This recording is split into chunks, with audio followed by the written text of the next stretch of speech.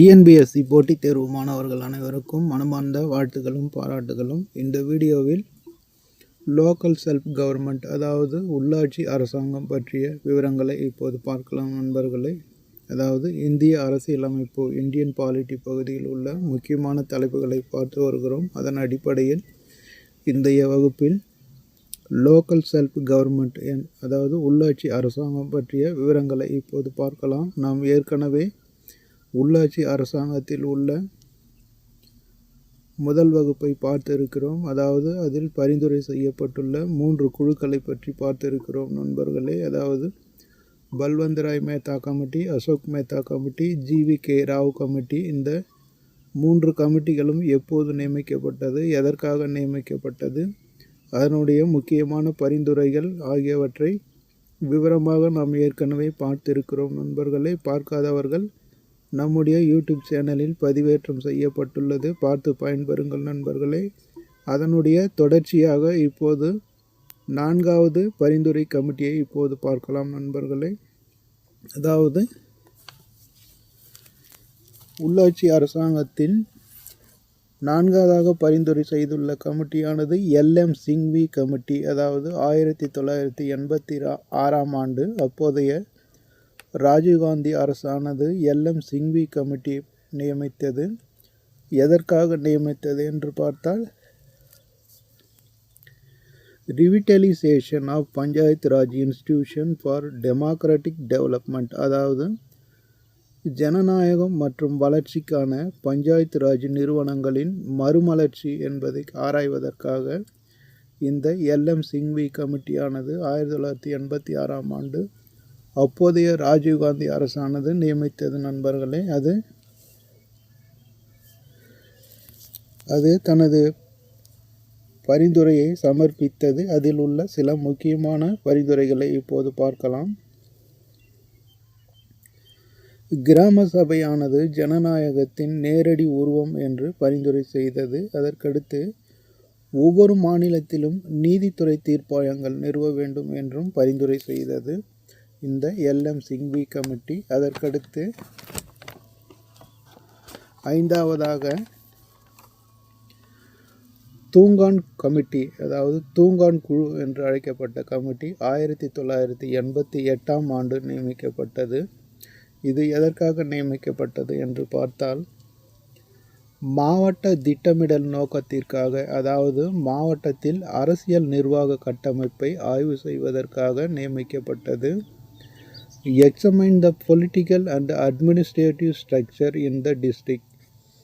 அதாவது மாவட்டத்தில்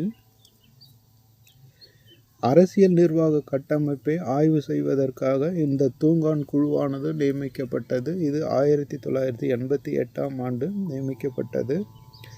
இது பாராளுமன்ற ஆலோசனை குழுவின் துணைக்குழுவாக அமைக்கப்பட்டது நண்பர்களே. இதனுடைய முக்கியமான பரிந்துரைகள், பஞ்சாயத்து ராஜ் அமைப்பானது 5 வருட நிலையான பதவி காலம் இருக்க வேண்டும் என்று பரிந்துரைத்தது. முப்படைகளிலும் இடஒதுக்கீடு மக்கள் தொகை அடிப்படையில் இருக்க வேண்டும் என்றும் பரிந்துரை செய்தது. பெண்களுக்கு இடஒதுக்கீடு தனியாக வழங்கப்பட வேண்டும் என்றும் பரிந்துரை செய்தது. மாநில நிதி ஆணையம் அமைக்கப்பட வேண்டும் என்றும் பரிந்துரை செய்தது. இந்த தூங்கான் குழு 1988ஆம் ஆண்டு நியமிக்கப்பட்ட இந்த தூங்கான் குழு மேற்கண்ட பரிந்துரைகளை செய்தது. அதற்கடுத்து காட்கில் குழு 1988ஆம் ஆண்டு கொள்கை மற்றும் திட்டங்களுக்கான குழுவாக இந்த காட்கில் குழுவானது நியமிக்கப்பட்டது. அதாவது பாலிசி அண்ட் ப்ரோக்ராம் என்பதற்காக இந்த காட்கில் குழுவானது இருக்கிறது. எதற்காக நியமிக்கப்பட்டது என்று பார்ப்போம். How best panchayat Raj institution could be Medu effective. அதாவது ஒரு சிறந்த பஞ்சாயத்து ராஜ் நிறுவனங்களை எவ்வாறு திறம்பட உருவாக்க முடியும் என்பதை பரிசீலிக்க இந்த காட்கில் குழுவானது அமைக்கப்பட்டது. இதனுடைய முக்கியமான பரிந்துரைகள், பஞ்சாயத்து அமைப்புகளுக்கு தேர்தல் நடத்துவதற்கு மாநில தேர்தல் ஆணையம் அமைக்கப்பட வேண்டும் என்று பரிந்துரை செய்தது. அதற்கடுத்து பஞ்சாயத்து ராஜ் அமைப்பு அரசியல் அந்தஸ்து வழங்கப்பட வேண்டும் என்றும் பரிந்துரை செய்தது. அதற்கடுத்து பஞ்சாயத்து ராஜ்யத்துக்கு 5 வருட நிலையான பதவிக்காலம் இருக்க வேண்டும் என்றும் பரிந்துரை செய்தது. அதற்கடுத்து SC/ST இடஒதுக்கீடு வழங்கப்பட வேண்டும் என்றும் இந்த காட்கில் குழுவானது பரிந்துரை செய்தது. அதற்கடுத்து அதாவது லோக்கல் செல்ஃப் கவர்மெண்ட் என்பதில் மொத்தம் 6 குழுக்கள் உள்ளது நண்பர்களே. அது பரிந்துரை செய்த சில பரிந்துரைகளும் கொடுக்கப்பட்டுள்ளது. இதில் முதல் வகுப்பில் நாம் ஏற்கனவே 3 குழுக்களினுடைய விவரங்களை பார்த்திருக்கிறோம். தற்போது இந்த வகுப்பில் மற்ற 3 குழுக்களுடைய விவரங்களை பார்த்திருக்கிறோம் நண்பர்களே. முந்தைய வீடியோவை பார்க்காதவர்கள் பார்த்து பயன்பெறுங்கள் நண்பர்களே. அதன் தொடர்ச்சியாக தான் இந்த வீடியோ பதிவிடப்படுகிறது. அதற்கடுத்து இந்த பஞ்சாயத்து ராஜ் அமைப்புகளுக்கு அரசியல் அமைப்பு கொடுக்க சில அரசாங்கம் முன் வந்தது. அதை பற்றி இப்போது பார்க்கலாம் நண்பர்களே. முதலாவதாக 1989ஆம் ஆண்டு 64ஆம் சட்ட திருத்தத்தின்படி அப்போதைய ராஜீவ்காந்தி அரசானது பஞ்சாயத்து ராஜ் அமைப்புகளுக்கு அரசியல் அமைப்பு அந்தஸ்து கொடுக்க முயற்சித்தது. அது மக்களவையில் மட்டுமே நிறைவேறியது, ராஜ்யசபாவில் நிறைவேறவில்லை. எனவே அதனுடைய முயற்சியானது சட்டமாகவில்லை. அதற்கடுத்து VP சிங் அரசு 1989ஆம் ஆண்டு இந்த பஞ்சாயத்து ராஜ் அமைப்புகளுக்கு அரசியல் அமைப்பு அந்தஸ்து கொடுக்க முயற்சித்தது. ஆனால் அந்த அரசானது 1990இல்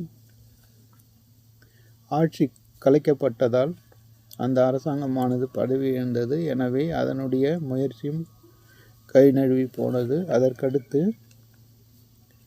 நரசிம்மராவ் அரசு, அதாவது காங்கிரஸ் ஆட்சி காலத்தில் 1991இல் இந்த பஞ்சாயத்து ராஜ் அமைப்புக்கு அரசியல் அந்தஸ்து வழங்குவதற்காக சில முன்னேற்பாடுகளை செய்தது. அதாவது பஞ்சாயத்து ராஜ் அமைப்பில் சில மாற்றங்களை செய்து அறிமுகப்படுத்தியது. இறுதியாக இம்மசோதா ஆனது 73வது சட்ட திருத்தமாக 1992இல் வெளிவந்தது. அதாவது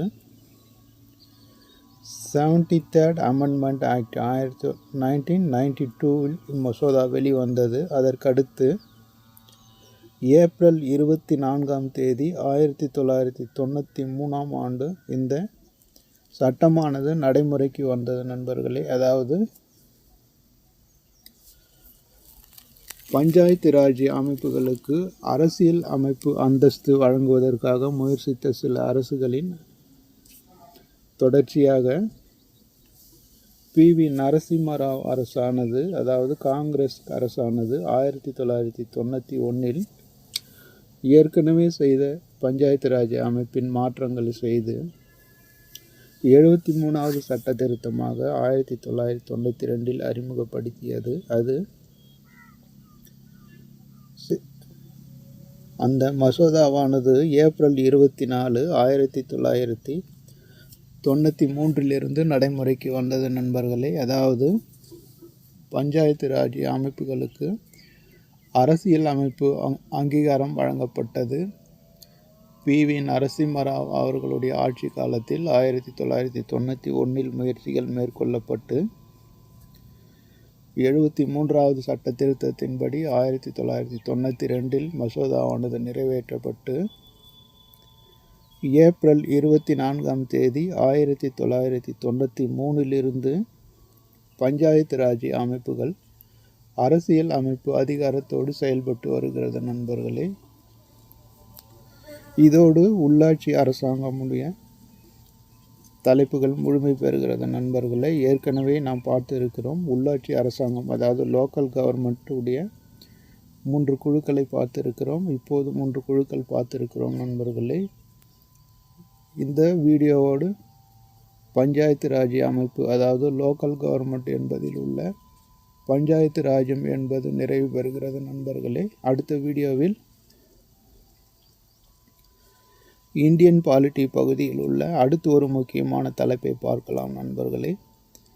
நீங்கள் அனைவரும் போட்டித் தேர்வில் வெற்றி பெற வேண்டும் என்று மனமாற வாழ்த்துகிறேன் நண்பர்களே. அடுத்து வரும் வீடியோவில் சந்திக்கலாம். நன்றி நண்பர்களே.